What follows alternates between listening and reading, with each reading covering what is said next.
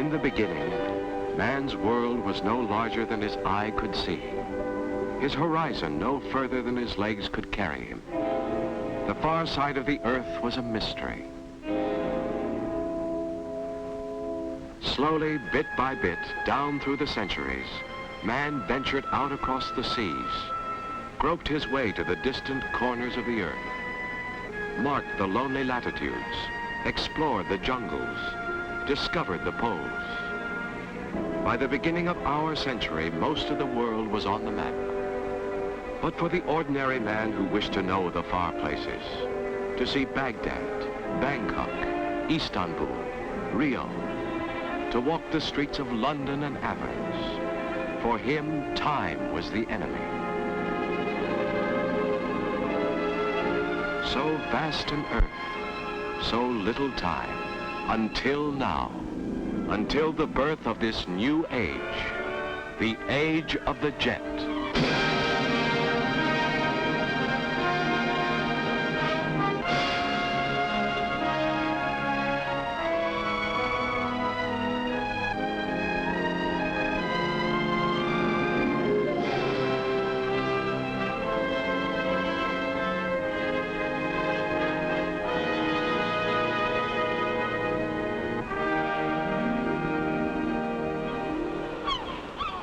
Here in the sky, we make our peace with time. The sky is our element now. Up here is where man conquers the clock and the calendar. It took the pilgrim ship Mayflower 65 days to batter its way across the Atlantic. An American's jet clipper makes it in 6.5 hours. It took the conquistador Francisco Pizarro 4 heartbreaking months to get from Panama to Peru. Jet passenger time from New York to South America is 4 hours and 15 minutes. It took Sir Francis Drake 3 years to circle the globe. An American's jet clipper can fly around the world in less than 3 days.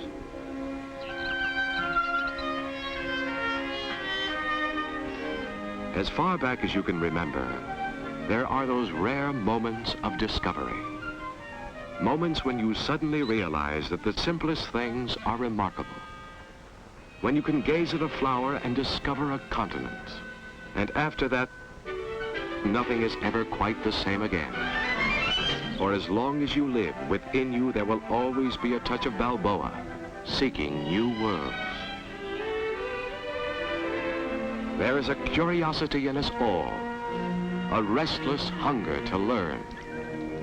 And out of it has come mankind's most profound triumphs. In the child who watches and waits, and wonders how and wonders why, you can see Copernicus struggling to unlock the secrets of the universe, and see Sir Isaac Newton groping towards the truth of gravity. Now, in our lifetime, comes one of those rare moments when a great door swings open and man enters a new age, the age of the jet. No one person brings a new age. It is ushered in by thousands. Most become obscured by the haze of history. Who was Magellan's cook or Columbus's carpenter? No one can tell you their names, yet each did his part to change the world. Today at this huge airline maintenance hangar, in this, the age of the jet, many are doing their part. Clerks, mechanics, secretaries, engineers, instructors, technicians of every kind.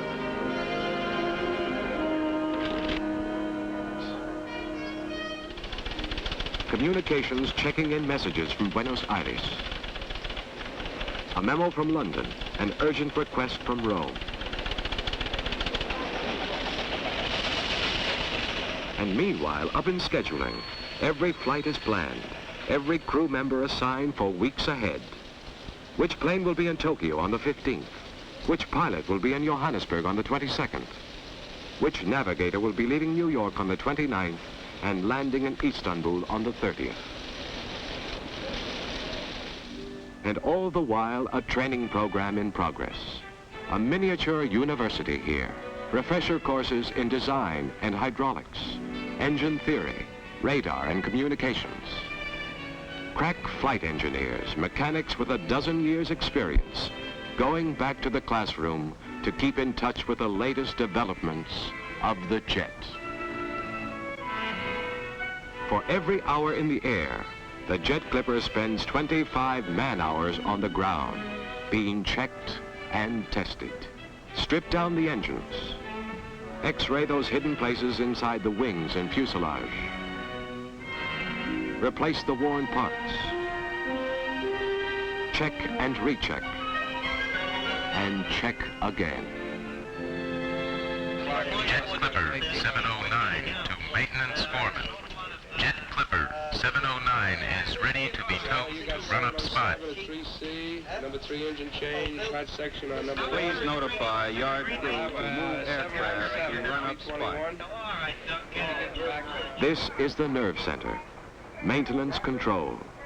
In touch with every ground crew on the line. Knowing just what has to be done to each plane and knowing exactly when it will be ready to fly. Jackson, get some compliments from Santa Maria. Oh, it's very nice. Thank you very much. Jackson?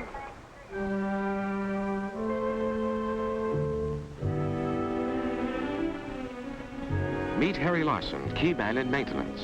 39 years old, long a master mechanic. A skilled technician, hands sure as a surgeon's, eyes sharp as a jeweler's. A virtuoso with a wrench and a screwdriver. 18 years on the line playing nursemaid to airplanes. Back in Sweden, his ancestors were tool makers for 6 generations.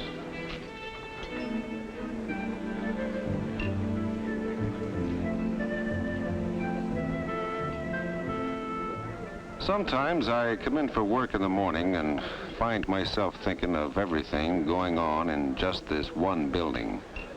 All it takes to keep those jets flying on schedule. Right here in maintenance control is where I begin my day. Stop by and pick up my assignment. Flight 116. She has to be checked out and ready to take off for Paris in exactly 3 hours.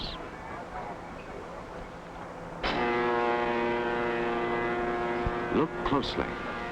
This is the key that unlocks the door to a new age. The Jet Clipper, bringing the far ends of the world within reach of us all. When you come from a family of tool makers, one thing you inherit is to know that a fine machine is beauty. Without a wasted line, nothing meaningless. As perfect as a seashell. Already had a complete going over in the hangar. Now comes another. Comes another. Operational check. Tool bench. My father used to say, make it clean, make it simple. They sure did it with this jet engine. The air just drives in through the front, gets squeezed by the compressor, heated by a burner to build pressure, then shoots out through the tailpipe. The Jet Clipper. Twice the length of a railroad car, with a wingspan big enough to line up a regiment. Cruising speed, 600 miles an hour.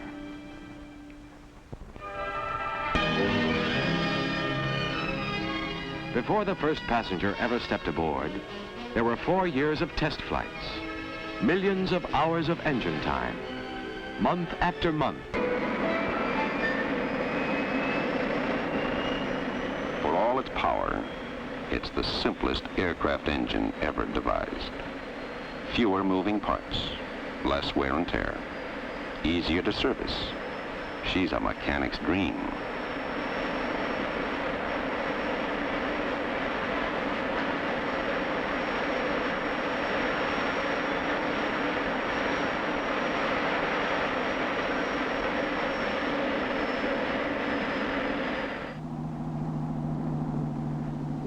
It takes an intricate team to open the door of a new age.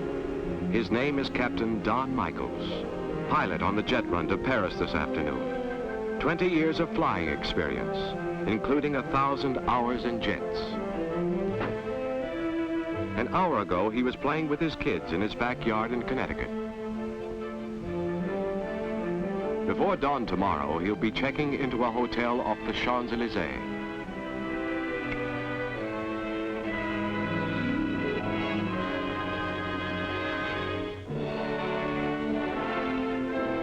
It's an hour and a half to departure now, and Captain Michaels has a lot of work to do. Pick up the flight plan and weather folder. No problems today. Up there in the jet stream, it'll be clear skies and a tailwind all the way across the Atlantic.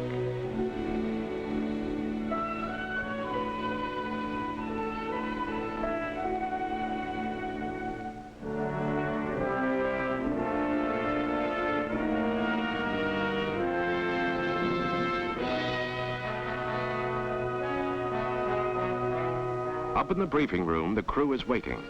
Sign in and make sure they're all here. Co-pilot, navigator, flight engineer, purser, and stewardesses. Pass on the word about the route and the weather. Regulations call for a checkup quiz on flight procedures before every takeoff, just to make sure everybody's on his toes. Flight attendants come from 88 countries: France, Sweden, Germany, California, Connecticut, Minnesota. Elbow Lake, Minnesota, to be exact. Her name is Dorothy Robinson. She speaks 3 languages. Hobbies: listening to jazz and putting together an international wardrobe. The ring is Italian. The compact is from Paris. The wristwatch from Hong Kong.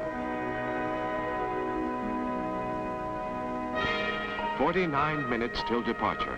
Pan American paging passenger Paul Johnson. Paul Johnson, please come to the Pan American passenger information counter.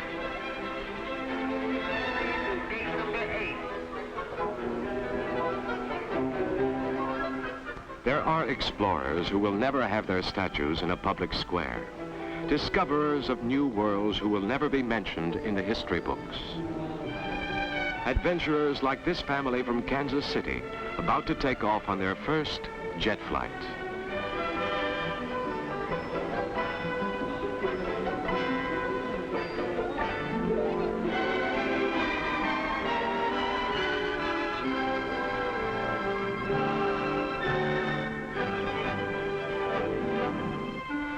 "45 minutes till departure, and they've buttoned up the operational check now.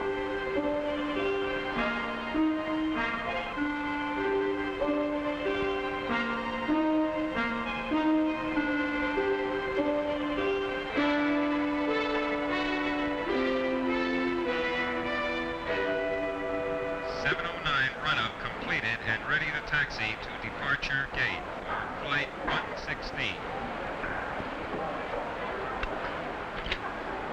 Maintenance foreman to scheduling, Clipper 709 leaving for departure gate.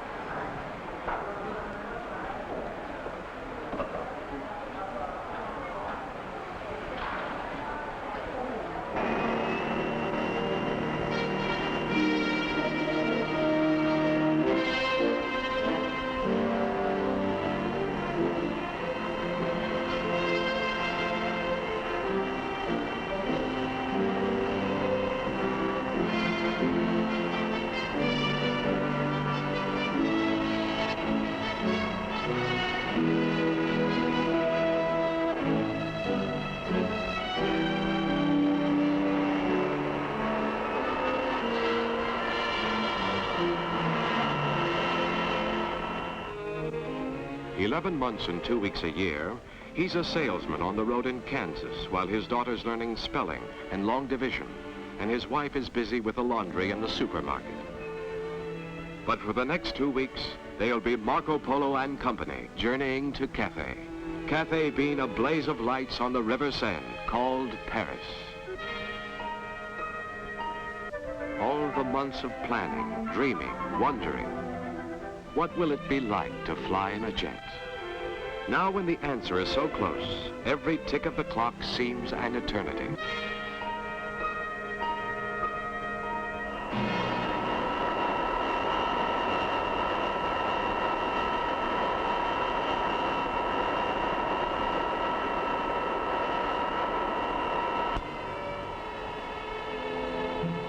On this bright spring day, Kansas City has a rendezvous with Paris. What will it be like to fly in the calm air above the winds? 27 minutes till they know the answer. 600 gallons a minute. Enough to reach Paris with ease, plus a healthy reserve. Check. Deliver the menu for today. Pheasant and roast beef, lobster, caviar, champagne. Check. And then the crew takes over for a final last-minute inspection.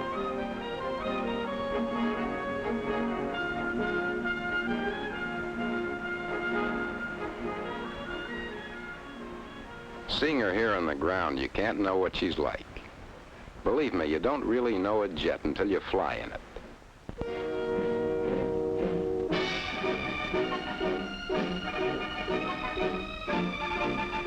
Check the galleys, 4 of them, each with an infrared cooking range. Automatic coffee brewers pouring out 32 cups every 2 minutes. Check the cabin lights, air conditioning. Notre Dame stands waiting in all its stone glory. Paris waits.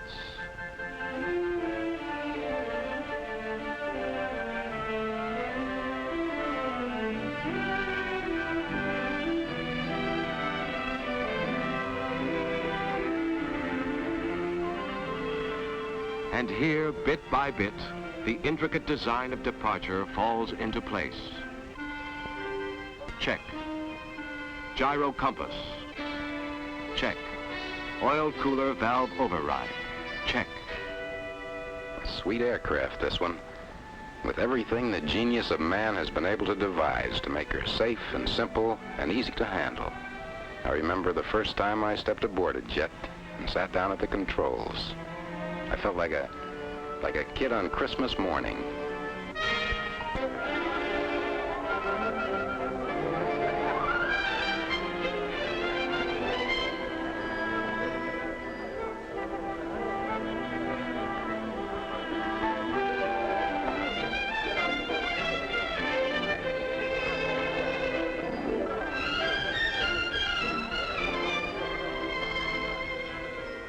Time is racing now. The last cargo is stowed aboard. The 2 passenger doors go into place in counterport.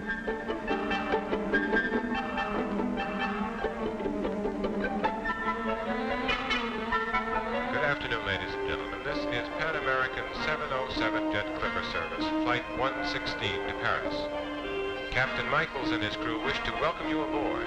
What's it like to fly in a jet? 4 minutes and they'll know. What's it like?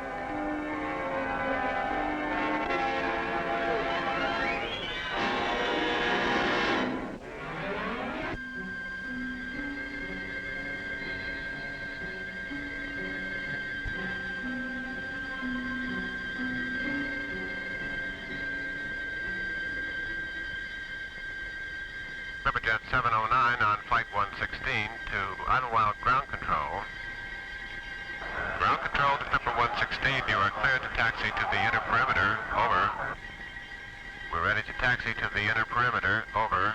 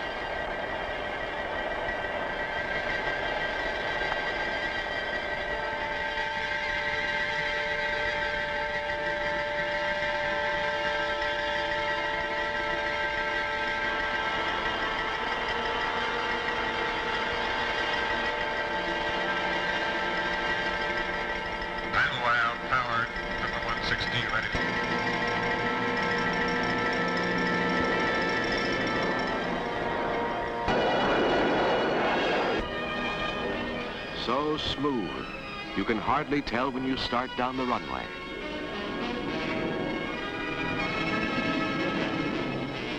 And suddenly you're airborne. You wonder for a moment what's missing, and then you realize what it is.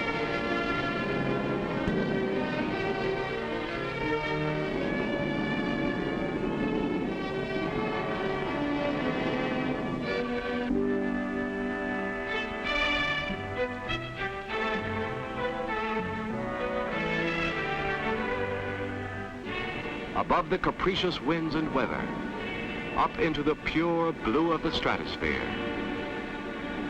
Outside in the thin air, it's 60 degrees below zero. But here in the cabin, it's like a gentle June morning.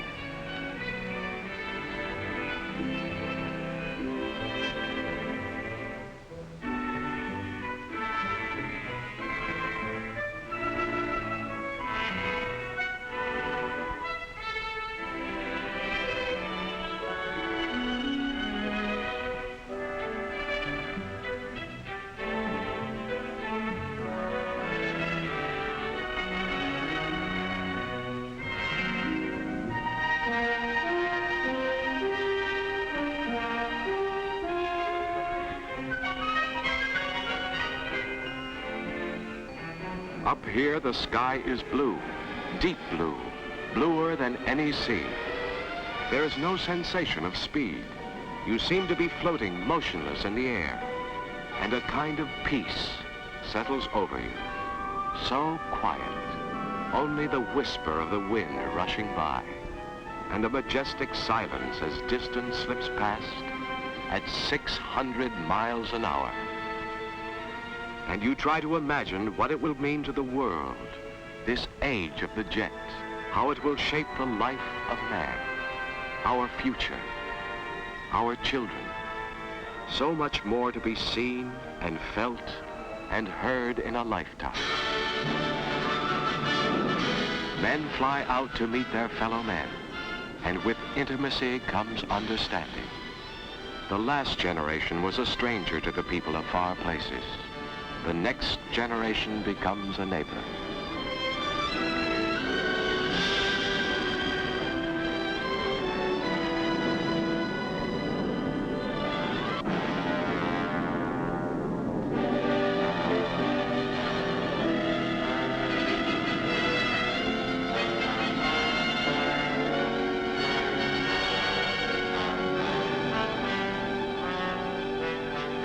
The jets inscribe their signature across the sky.